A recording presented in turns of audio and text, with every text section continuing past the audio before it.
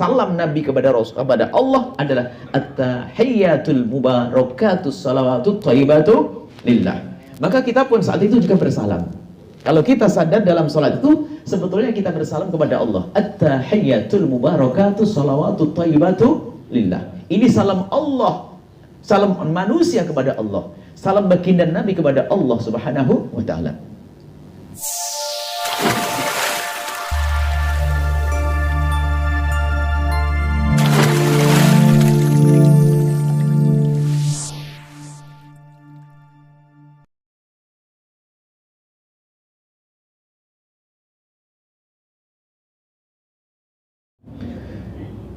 Kita saat ini berada di bulan agung, bulan mulia, yaitu bulan Rajab. Dan di bulan Rajab inilah menurut kebanyakan ahli ilmu pernah terjadi kejadian agung dahsyat, yaitu di Isra Mi'rajkannya baginda Nabi Muhammad SAW. Dan kisah Isra Mi'raj ini adalah kisah yang harus kita lihat dengan hati, keimanan, bukan urusan akal untuk mereka-reka, akan tapi kita perlu menghadirkan hati, meyakini bahasanya ini terjadi karena kejadian itu Allah yang memberlakukannya, Allah yang menjalankan baginda Nabi SAW. Kemudian di dalam Isra Mi'raj itu sendiri, kalau kita amati, pelajaran hati juga. Dan buah Isra Mi'raj yang namanya sholat, ternyata di dalamnya juga mengurusi bagaimana kita berbenah hati. Kalau kita lihat bahwa di dalam sholat, kita langsung saja ini sholat karena waktunya. Hikmah di dalam Isra Mi'raj banyak sekali. Kami akan menghadirkan sholat. Sholat itu adalah satu amalan wahyu yang diberikan oleh Allah kepada baginda Nabi di saat Nabi tidak berada di bumi.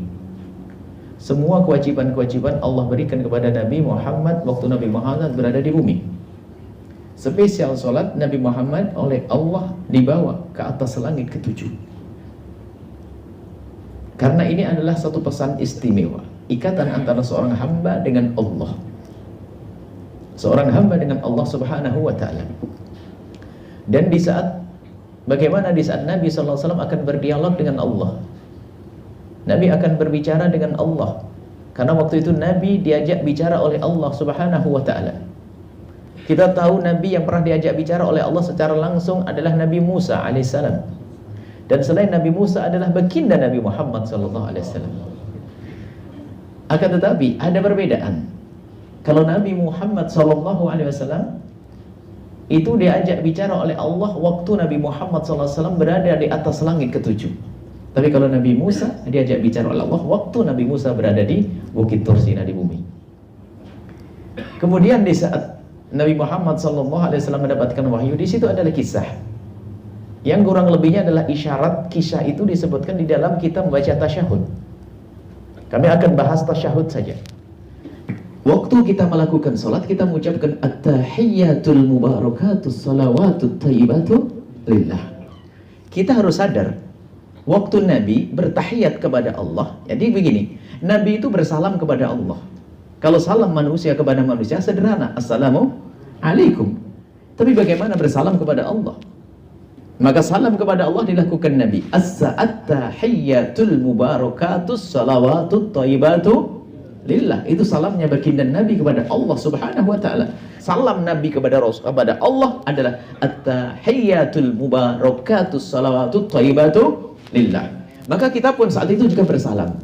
Kalau kita sadar dalam salat itu sebetulnya kita bersalam kepada Allah. At-tahiyyatul mubarakatus salawatut thayyibatu lillah. Ini salam Allah, salam manusia kepada Allah, salam baginda Nabi kepada Allah Subhanahu wa ta'ala. Di saat baginda Nabi mengucapkan salam kepada Allah, maka spontan dijawab oleh Allah Subhanahu wa ta'ala, assalamu alayka ayyuhan nabiyyu warahmatullahi wabarakatuh. Salam sejahtera untukmu wahai Nabi. Maka mulai saat itu Nabi menjadi orang paling selamat di dunia dan di akhirat. Paling selamat, tidak ada lagi. Yang paling selamat adalah baginda Nabi. Assalamualaikum ayuhan Nabi warahmatullahi wabarakatuh. Nah, ini harus kita sadari waktu kita sholat. Kita kalau melakukan sholat itu sebetulnya kita itu bersalam kepada Allah. Hanya yang perlu kita cermati sekarang bacaan tahiyat itu saja. Ayo kita belajar singkat saja. Isra Mi'raj kita adalah mengurusi hati kita. Seperti Nabi telah di-Isra Mi'rajkan oleh Allah, kita pun harus bersira Mi'raj di dalam sholat kita. Kita harus menyadari waktu kita bersalam kepada Allah. Waktu kita mengucapkan at-tahiyatul mubarakatuh salawatut thayyibatu lillah, at-tahiyat salam. Al-mubarakatuh at-tahiyatul mubarakatuh salam kesejahteraan yang penuh berkah. Al-mubarakatuh berkah. At-thayyibatu yang bagus itu lillah, hanya milik Allah. Yang akan diberikan kepada hamba-hambanya. Salat itu katanya ibadah kita dengan Allah. Akan tapi ketahuilah, di saat kita asyik khusyuk dengan Allah, kita tidak boleh lupa dengan Nabi. Di saat kita menghadap kepada Allah, di saat kita menghadap kepada Allah pun kita tidak sempurna solatmu kecuali kau ingat Nabiku itu. Ingat Nabiku dan salamlah kepada Nabiku. Dan kita pun bersalam kepada Nabi Muhammad. Dan salam kita pun tidak main-main.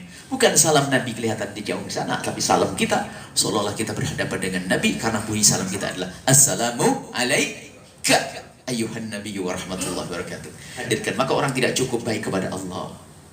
Orang baik kepada Allah mungkin banyak sholat, banyak ibadah dan sebagainya, tapi kalau hatinya tidak sambung dengan Nabi, tidak sah. Harus ada mahabbah dan cinta kepada Nabi. Bahkan di dalam sholat yang kita lagi khusyuk kepada Allah pun Nabi harus hadir. Bahkan dalam hadisnya, sallu kama ra'aitumuni usolli. Kalau kau sholat, seolah-olah kau melihatku. Kita harus rukuk seperti rukuknya baginda Nabi. Hadirkan Nabi dalam sholat kita. Kita sujud seperti sujudnya baginda Nabi. Begitu agungnya Rasulullah. Ya Rasulullah, di saat kami harus ingat kepada Allah, harus ingat kepadamu. Dan selanjutnya apa? Orang baik kepada Allah tidak cukup, harus baik kepada Nabi. Maka tanyakan urusanmu dengan Nabi. Sebanyak apapun sholat yang dilakukan seorang hamba, jika dia tidak rindu dan tidak cinta kepada Nabi, terputus. Itu tidak akan sampai, tidak akan Allah terima. Sebab pintu menuju Allah adalah Nabi. Harus menjalin hubungan baik kepada Nabi. Dan itulah yang dilakukan oleh para ulama-ulama kita. Mereka bagaimana ngikat hati kita dengan Nabi dengan bermacam-macam acara. Sesaat perayaan Maulid Nabi secara Isra, sesaat ada acara Isra Mi'raj, sesaat ada acara Nuzulul Quran. Banyak acara-acara yang dibuat, tujuan adalah mengikat hati kita dengan baginda Nabi Sallallahu Alaihi Wasallam. Dan begitu agungnya baginda Nabi sampai disebutkan oleh para ahli fikih, kalau kita di dalam sholat menyeru siapapun batal sholat kita, kecuali menyeru dua orang. Dua hal. Yang pertama, manusia bernama Nabi Muhammad. Yang satu lagi adalah zat sang pencipta, Allah Jalla Jalaluh. Maka kalau di dalam sholat, kalau kita menyebut kalimat ka atau anta kepada selain Allah dan Nabi Muhammad, sholat kita batal. Tapi kalau untuk Nabi Muhammad tidak. Belakang tak dengar? Yang belakang berapa? Oh, ada di luar. Baik. Baik. Nah, kemudian, nah ini setelah seseorang itu sambung hati dengan baginda Nabi, ternyata belum cukup. Nabi sendiri yang mengajari kita untuk peduli dengan umat Nabi. Umat Nabi Muhammad Sallallahu Alaihi Wasallam. Maka orang akhir zaman seperti kita ini, kalau kita mengaku cinta Nabi, kita mau ngurusi Nabi. Nabi sudah surganya pangkat tinggi sudah. Mau ngurus apa? Kalau kita cinta Nabi, ngurusi umat Nabi. Itu loh. Ngurusi umat Nabi. Sehingga tanda cinta kita saat ini, mau ketemu Nabi, nanti di surga. Sesaat-sesaat dalam mimpi. Nanti ketemu di surga. Kalau saat ini kalau ngaku cinta Nabi, maka harus punya khidmah, pengabdian untuk umat Nabi Muhammad Sallallahu Alaihi Wasallam. Ini bukti cinta kita ke Rasulullah. Sehingga dalam salat pun setelah kita mengaku cinta Nabi, maka tidak cukup, kita harus ingat dengan umat Nabi. Setelah kita mengucapkan Assalamualaikum Nabi warahmatullahi wabarakatuh, dan di dalam salat kita harus menjalin hubungan baik dengan sesama manusia. Assalamu alaina wa ala ibadillahis salihin. Kita harus ingat kepada umat Nabi. Nggak bisa. Makanya dolim kepada Nabi, Nabi marah. Kalau kita dolim kepada umat Nabi, Nabi marah. Kita dolim kepada umat Rasulullah, Nabi tidak ridho. Nabi itu, Sayyiduna Nabi itu setiap malam menangisi kita. Siti Aisyah bercerita, Nabi setiap malam menangis. Sesaat ditemui oleh Siti Aisyah, sesaat tidak ditemui. Suatu ketika Siti Aisyah melihat orang mendengar suara tangis, tapi suara tangis yang ditahan, bergelora di dalam dada, tidak dikeluarkan. Akan tetapi Siti Aisyah mendengar, lalu bertanya, "Ya Rasulullah, ma yubki?" Wahai Rasulullah, apa yang menjadikan engkau menangis? Tatanya Nabi dengan kalimat sederhana, "Ingat kita, umatku. Umatku, sallu ala Nabi Muhammad." Nabi merindukan kita semua masuk surga. Dipanjatkan doa sampai nangis. Kita sholawatan jarang nangis. Nabi doakan kita dengan tangis derai air mata. Tanyakan hati kecilmu, wahai hamba yang mengaku cinta Nabi, berapa kali anda membaca sholawat lalu barengi dengan derai air mata? Air mata kerinduan kepada Rasulullah. Sebelum derai air mata, tanyakan kepada diri sendiri, berapa kali anda membaca sholawat dalam sehari? Dan sebanyak sholawat yang kita baca, berapa kali kita ingat Nabi? Dan sebanyak ingat kita kepada Nabi, berapa kali kita menitikkan air mata untuk Rasulullah? Nabi ingat kita, assalamu alaina. Maka termasuk assalamu alaina ini adalah urusan hati juga sebetulnya.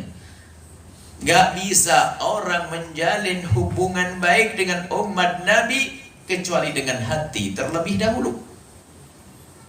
Maka assalamu alaina itu kita berdoa di dalam sholat, itu sebenarnya ilmu membersihkan hati. Sebelum saya bahas masalah ini, ada pungkasan sholat kita. Lihat, urusan dengan manusia penting sekali, maka jangan zalim. Abdul-mudurman fil akhirat. Zalim kepada manusia membuat kita sengsara nanti di akhirat.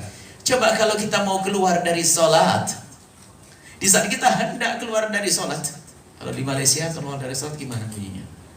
Pakai la ilallah, subhanallah, atau assalamualaikum. Assalamualaikum, sama sholat kita ya, alhamdulillah sama. Berarti sama sholatnya, takut beda cara sholatnya.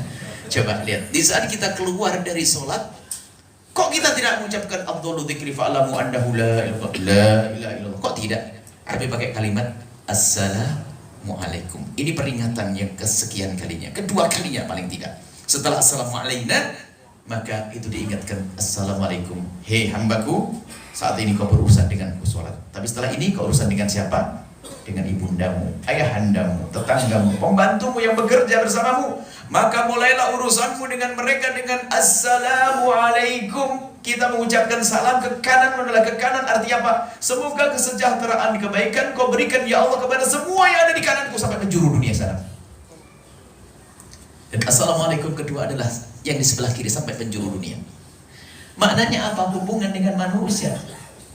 Tapi assalamualaikum kita telah dimulai dengan assalamu alaina wa ala ibadillah sholihin. Ini maknanya doa. Ini saya bahas singkat saja. Sudahlah begini loh. Hilangkan kebencian dan kedengkian kita kepada umat baginda Nabi. Kalaupun kita marah karena perilakunya, karena pekerjaannya yang dosa, yang salah, tapi tidak boleh kita menjadi pendendam kepada umat Nabi. Ada sebagian manusia kalau dendam dengan manusia lain, masya Allah, dendam sudah. Demi Allah, aku tidak rela nanti di akhirat. Masya Allah, serem banget tuh manusia. Takut. Kalau jadi menantu nggak boleh, batal jadi menantu. Dia mendendam. Ada manusia hati busuk, dendam. Tapi bagaimana Nabi mengajarkan lapang hati, memaafkan kesalahan manusia. Dan manusia yang berbuat salah kepada kita itu, jangan sampai kita rela dia masuk neraka. Karena dia umat siapa? Nabi Muhammad. Nabi merindukan dia masuk surga. Kenapa kita menginginkan masuk neraka? Karena kebusukan kita. Maka makna assalamu alaina di sini adalah membersihkan hati. Jadi kalau sudah assalamu alaina itu harus kita sadari waktu itu kita mendoakan siapapun yang ada di kiri kanan kita. Assalamu alaina, ya Allah berikan kesejahteraan, kebaikan, keselamatan kepada kami semua ini ya Allah, tanpa terkecuali. Kalaupun kita marah kepada bibi pakcik kita atau marah tetangga kita, tak boleh disebut dalam salat. Assalamu alaina, ya Allah berikan keselamatan, kebaikan kepada kami kecuali pakcikku. Itu gak ada itu. Gak ada. Maka sebetulnya setiap hari itu kita membersihkan hati. Dan diajarkan bagi Nabi, kalau pengen membersihkan hatimu sederhana, doakan orang itu. Kalau ada orang kurang ajar sama kita, berbuat jahat sama kita, zalim sama kita, langsung ancam, nanti malam awas ya, sholat 2 rakaat, lalu kita doakan, ya Allah yang mengambil uangku, yang zalim kepadaku, yang menyakitiku, yang mengumpat,ku, menggunjingku, berikan rezeki yang banyak ya Allah. Istrinya semakin solehah, anaknya solehah. Allah, ini wali kekasih Allah. Waliullah bukan ditandai dengan banyaknya rukuk sujud, bukan. Waliullah itu yang datang dengan hati selamat, salamatus sudur, tidak pernah punya dengki benci kepada umat Nabi Muhammad. Sebelum masuk surga sudah berada di surga ini, ketemu fulan senang. Tapi itu manusia yang hati busuk. Ini belum ajar sama saya. Dalam Assalamualaikum harus kita sadari, Assalamualaikum itu khususkan lagi, Assalamualaikum, ya Allah berikan keselamatan kepada kami, sambil diingat khususnya yang itu ya Allah, yang kurang ajar sama aku tuh, utang tak bayar tuh ya Allah. Assalamualaikum, berikan keselamatan kepada kami dan dia juga ya Allah. Allah, sudah nggak perlu kita mendendam. Disebut oleh baginda Nabi dalam hadis yang diriwayatkan oleh Imam Muslim, ma min 'abdin muslimin yad'u li akhihi al-muslimi 'ala dhahril ghaibi illa wa qala al-malaku wa laka bimithli.